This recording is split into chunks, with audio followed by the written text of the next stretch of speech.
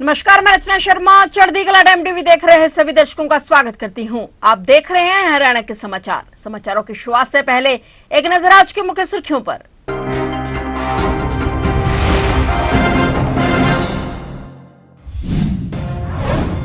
अंबाला में एक अंतरराज्यीय साइबर ठगी गिरोह का पर्दाफाश, आरोपियों में बैंक कर अधिकारी भी शामिल, पुलिस ने 7 बदमाश किए काबू। गुड़गांव में लगी भीषण आग, 200 से ज्यादा झुग्गियां हुई राख, दर्जन से ज्यादा गाड़ियां मौके पर मौजूद।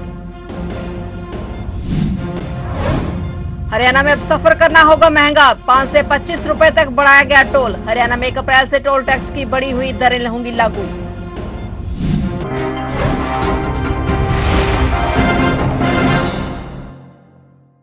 और अब समाचार विस्तार से। हरियाणा के अंबाला जिले में पुलिस ने एक अंतर्राज्यीय साइबर ठगी गिरोह का पर्दाफाश करते हुए 7 ठगों को गिरफ्तार किया है। इनमें से 6 आरोपी गुरुग्राम के रहने वाले हैं, जबकि एक बिहार से है। हैरानी की बात तो ये है कि इस गिरोह में एक बैंक अधिकारी भी शामिल था। गिरफ्तार आरोपियों के पास से 13,74,000 रुपए नगद, नोट गिनने की machine, 25 ATM card, 7 mobile phone और 6 चेकबुक भी बरामद किए गए हैं। ये गिरोह ऑनलाइन ट्रेडिंग और भारी मुनाफे का झांसा देकर लोगों को अपने जाल में फंसाता था। आरोपी पहले निवेश का लालच देते और जब कोई व्यक्ति उनके झांसे में आ जाता तो उसे ओटीपी साझा करने की कहते और इसी तरीके से आरोपियों ने अंबाला के एक व्यक्ति से 26 लाख रुपए की ठगी की थी। पुलिस जांच में पता चला कि इस गिरोह के खिलाफ विभिन्न राज्यों में 27 आपराधिक मामले दर्ज हैं। गिरफ्तार किए गए आरोपियों को कोर्ट में पेश किया गया, जहां से पुलिस ने उनका रिमांड हासिल कर लिया है और अब आरोपियों से पूछताछ कर यह पता लगाया जा रहा है कि इन्होंने और कितने लोगों को शिकार बनाया है। पुलिस इस गिरोह के नेटवर्क को तोड़ने के लिए आगे की कार्रवाई में जुटी हुई है।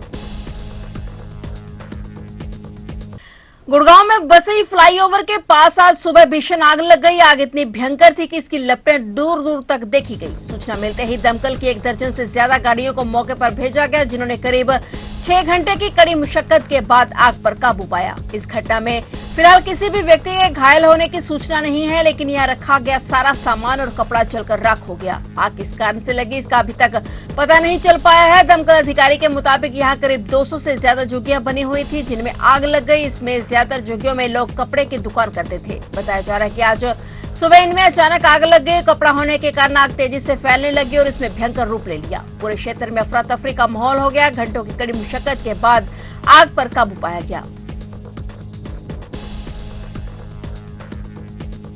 हरियाणा में हाईवे और एक्सप्रेसवे पर अब सफर करना और महंगा हो जाएगा। 1 अप्रैल से टोल टैक्स में 5 से 25 रुपए तक बढ़ोतरी हो जाएगी। हिसार, पानीपत, गुरुग्राम और रोहतक समेत सभी हरियाणा की जगह पर 1 अप्रैल से ज्यादा टोल देना पड़ेगा। 1 अप्रैल से ज्यादा टोल देना पड़ेगा। टोल टैक्स की बढ़ी हुई दरें हरियाणा में 1 अप्रैल से लागू हो जाएंगी। National highway authority of India द्वारा टैक्स की दरें बढ़ाने की तैयारियां पूरी कर ली गई हैं। वर्तमान समय में प्रदेश के अंदर NHAI की सड़कों पर कुल 55 टोल टैक्स पॉइंट हैं और वहीं पर आकलन के आधार पर प्रत्येक टोल पॉइंट पर मौजूदा दरों में 4 से 5% के बीच वृद्धि होना संभावित है। हरियाणा सरकार द्वारा ईद पर अब की बार सरकारी छुट्टी का फरमान जारी न करने के कारण मुस्लिम समाज ने सरकार के प्रति नाराजगी जाहिर की है। मुस्लिम समाज का कहना है कि इससे कहीं न कहीं त्योहार पर लोगों की संख्या को कम करने का काम किया जा रहा है। पिछले सालों से हर बार ईद की छुट्टी होती है, जो अब की बार क्यों नहीं। इससे पहले साफ दिखाई दे रहा है कि मुस्लिम समाज के प्रति सरकार का क्या मानसिकता है। उन्होंने कहा कि हरियाणा के मुख्यमंत्री बहुत अच्छे और नेक दिल के हैं। हम मुख्यमंत्री नायब सिंह सैनी से गुजारिश करते हैं कि वह ईद की छुट्टी को सार्वजनिक अवकाश घोषित करें, जिससे समाज में खुशी होगी और समाज अपने त्योहार को अच्छे से मना पाएगा। हरियाणा में 14,295 राजकीय विद्यालय चल रहे हैं। प्रदेश सरकार शिक्षकों की कमी को पूरा करने के लिए गंभीर है। मेवात काडर में PRT के 1,456 खाली पदों को लेकर भरने के लिए मांग पत्र हरियाणा कर्मचारी चयन आयोग को पहले ही भेजा जा चुका है। TGT विषय के 3,427 पदों को भरने के बारे में हरियाणा कौशल रोजगार निगम को अटेंड भेजा जा चुका है। और यह जानकारी शिक्षा मंत्री महिपाल ढांडा ने कालका विधायक शक्ति रानी शर्मा द्वारा पूछे गए सवाल के जवाब में दी। उन्होंने कहा कि बहुत जल्द इन चयनित उम्मीदवारों को नियुक्ति पत्र जारी कर दिए जाएंगे।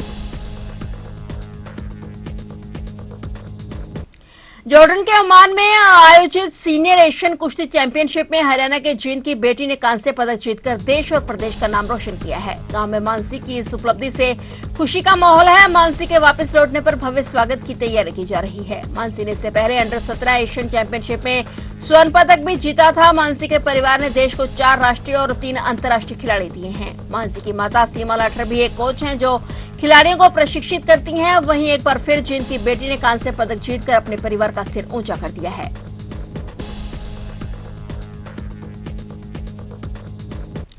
फरीदाबाद के थाना सारण इलाके में बड़ा हादसा सामने आया। यहां एलपीजी गैस सिलेंडर में आग लगने से 4 लोग बुरी तरह से झुलस गए हैं। घायलों में एक परिवार के 3 सदस्य और गैस एजेंसी का एक कर्मचारी भी शामिल है। घटना के मुताबिक परिवार के मुखिया ने गैस एजेंसी से नया सिलेंडर लिया था, लेकिन वो काम नहीं कर रहा था। इसकी शिकायत पर एजेंसी से कर्मचारी निर्मल शर्मा मौके पर पहुंचा। कर्मचारी ने सिलेंडर की जांच के दौरान गैस को बाहर निकाला और किचन में ही माचिस जला दी। इससे अचानक आग भड़क उठी और आग की चपेट में कर्मचारी समेत 4 लोग आ गए। आसपास के लोगों ने सभी को घरों से बाहर निकाला और घटना की सूचना डायल 112 पर दी गई। पुलिस ने सभी घायलों को बादशाह खान अस्पताल पहुंचाया। प्रारंभिक उपचार के बाद डॉक्टरों ने सभी को दिल्ली के सफदरजंग अस्पताल रेफर कर दिया है।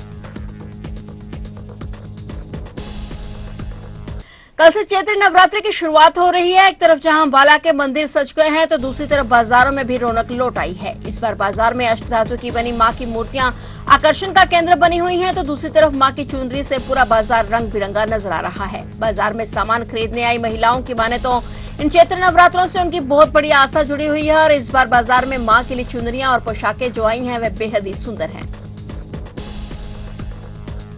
हरियाणा सरकार द्वारा चलाए जा रहे ऑपरेशन मुस्कान के तहत बाल संरक्षण एवं अधिकार आयोग की सदस्य मीनू शर्मा ने कैथल के विभिन्न क्षेत्रों का दौरा करते हुए बाल कल्याण समिति, बाल सुधार और नरनड़ गांव के सरपंच एवं भ्रूण हत्या रोको अभियान के जिला संयोजक एवं गांव किठाना के पूर्व सरपंच कृष्ण कौशिक, समाज कल्याण समिति के सदस्य गगन शर्मा आदि अनेक प्रतिष्ठित लोगों से बाल मजदूरी, बाल विवाह, बाल श्रम आदि कई तथ्यों पर बातचीत की। बाल कल्याण समिति कैथल से फीडबैक लेते हुए गोलाचिका क्षेत्र से रेस्क्यू किए गए 4 बच्चों की मां बाप से बच्चों के भविष्य को संवारने की भी अपील की। आयोग की सदस्य मीनू शर्मा ने संबंधित सभी विभागों के अधिकारियों से आग्रह किया कि सरकार की ओर से चल रही विभिन्न कल्याणकारी योजनाओं को जन जन तक पहुंचाने की सुनिश्चित करें।